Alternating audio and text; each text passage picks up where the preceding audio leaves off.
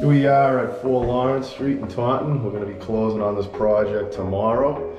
About to start the final walkthrough in a few, but I figured I'd give you the grand tour of the final outcome of what happened over here.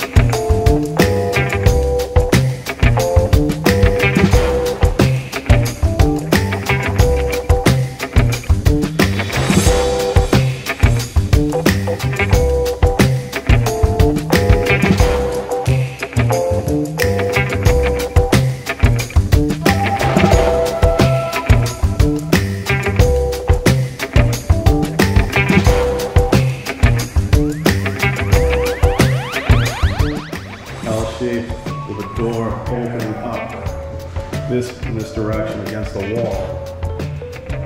And then we're going to wall off and put a nice big closet from this corner to the mold to basically where the side of that outlet.